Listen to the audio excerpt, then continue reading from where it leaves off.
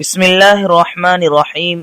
صرف 5 منٹ کا مدرسہ قرآن و حدیث کی روشنی میں 236واں دن 26 شعبان المعظم۔ نمبر 1 اسلامی تاریخ۔ حضرت عبادہ بن صامت رضی اللہ عنہ۔ حضرت عبادہ بن صامت رضی اللہ عنہ قبیلہ خزرج کی شاخ بنو سالم سے تعلق رکھتے تھے۔ رسول اللہ صلی اللہ علیہ وسلم کی ہجرت سے پہلے سن 11 ہجری میں مکہ آ کر اسلام قبول کیا۔ آپ بیعت اولا بیعت ثانیہ میں شریک ہوئے اور لوگوں کو دین سکھانے کے لیے بنو قوافل کے امیر مقرر کیے گئے۔ انہوں نے مدینے میں رہتے ہوئے اپنے محبوب حضرت محمد صلی اللہ علیہ وسلم کی زیارت کے لیے 2 مرتبہ مکہ کا سفر کیا۔ حضور صلی اللہ علیہ وسلم بھی ان سے بے پناہ محبت کرتے تھے۔ انہوں نے غزوہ بدر و خندق میں شرکت فرمائی۔ وہ قرآن کے ماہر، بہترین قاری اور اصحاب صفہ کے معلم تھے، اور تابعین کے علاوہ بعض صحابہ بھی آپ کے شاگرد تھے۔ انہوں نے نبی صلی اللہ علیہ وسلم کے زمانے ہی میں پورا قرآن جمع کر لیا تھا۔ اس کے علاوہ 181 احادیث بھی ان سے مروی ہیں۔ حضرت عمر رضی اللہ عنہ کے زمانے میں ملک شام فتح کرنے والوں میں شامل ہو کر بہادری کے جوہر دکھائے۔ اسی بہادری کی وجہ سے انہیں 1000 سواروں کے برابر سمجھا جاتا تھا۔ حضرت عمر رضی اللہ عنہ کے دور خلافت میں آپ کو اہل شام کی تعلیم کے لیے بھیجا گیا اور فلسطین کے قاضی مقرر کیے گئے۔ انہوں نے 73 سال کی عمر میں حضرت عثمان رضی اللہ عنہ کے دور خلافت میں سن 34 ہجری میں وفات پائی اور فلسطین کے شہر رملہ میں دفن ہوئے۔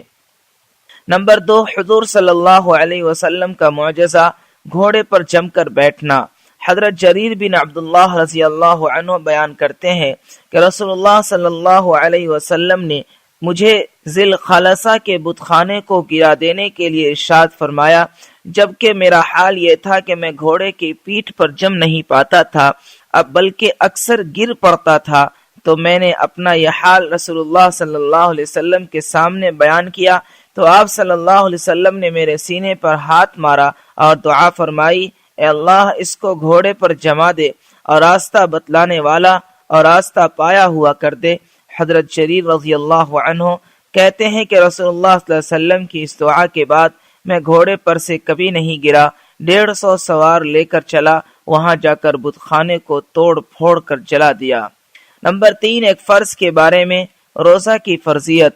قرآن میں اللہ تعالیٰ فرماتا ہے، اے ایمان والو، جس طرح تم سے پہلے لوگوں پر روزہ فرض کیا گیا تھا، اسی طرح تم پر بھی روزہ فرض کیا گیا ہے تاکہ تم پرہیزگار بن جاؤ۔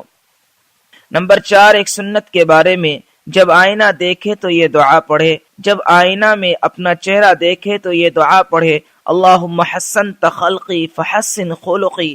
ترجمہ، اے اللہ تو نے ہی میری صورت اچھی بنائی ہے، تو میرے اخلاق کو بھی اچھے بنا دے۔ نمبر 5 ایک اہم عمل کی فضیلت، با جماعت نماز کا ثواب۔ رسول اللہ صلی اللہ علیہ وسلم نے فرمایا، جماعت کی نماز تنہا نماز پڑھنے کے مقابلے میں 27 درجہ افضل ہے۔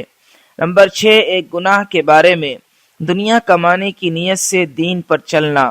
قرآن میں اللہ تعالیٰ فرماتا ہے، لوگوں میں کوئی ایسا بھی ہے جو اللہ کی عبادت اس طرح کرتا ہے جیسے کسی چیز کے کنارے پر کھڑا ہو، پھر اگر اس کو کوئی دنیاوی نفع پہنچ گیا تو اس کی وجہ سے دین پر ٹھہرا رہا، اور اگر اس کو کوئی آزمائش آ گئی تو اپنے منہ کے بل الٹے یعنی دین سے پھر گیا، وہ دنیا و آخرت دونوں کو کھو بیٹھا، یہ دونوں جہاں کا کھلا ہوا نقصان ہے۔ نمبر 7 دنیا کے بارے میں، دنیا کو بہتر سمجھنا۔ قرآن میں اللہ تعالیٰ فرماتا ہے، اے منکرو، تم دنیا کی زندگی کو آخرت کے مقابلے میں بہتر سمجھتے ہو، حالانکہ آخرت دنیا کے مقابلے میں زیادہ بہتر اور باقی رہنے والی ہے۔ نمبر 8 آخرت کے بارے میں، بغیر حساب جنت میں جانے والے۔ رسول اللہ صلی اللہ علیہ وسلم نے فرمایا، میرے رب نے مجھ سے وعدہ فرمایا ہے کہ آپ کی امت کے 70,000 لوگ بلا حساب و کتاب جنت میں داخل ہوں گے، جن پر کوئی عذاب نہ ہوگا۔ ہر 1000 کے ساتھ مزید 70,000 ہوں گے اور میرے رب کے 3 لب بھر کر جنت میں داخل ہوں گے۔ نمبر 9 طب نبوی سے علاج، گوشت کے فوائد۔ رسول اللہ صلی اللہ علیہ وسلم نے فرمایا، دنیا والو اور جنتیوں کا سب سے عمدہ اور لذیذ کھانا گوشت ہے۔ فائدہ: حضرت علی رضی اللہ عنہ نے فرمایا، گوشت کھاؤ اس لیے کہ یہ بدن کے رنگ کو نکھارتا ہے، پیٹ کو بڑھنے سے روکتا ہے اور اخلاق و عادات کو سنوارتا ہے۔ نمبر 10، نبی صلی اللہ علیہ وسلم کی نصیحت۔ رسول اللہ صلی اللہ علیہ وسلم نے فرمایا، تم اتنا ہی عمل کرو جتنی طاقت رکھتے ہو، کیونکہ اللہ تعالیٰ ثواب دینے سے نہیں تھکتا، لیکن تم تھک جاؤ گے، اور اللہ تعالیٰ کے نزدیک سب سے زیادہ محبوب عمل وہ ہے جو ہمیشہ کیا جائے، اگرچہ تھوڑا ہی ہو۔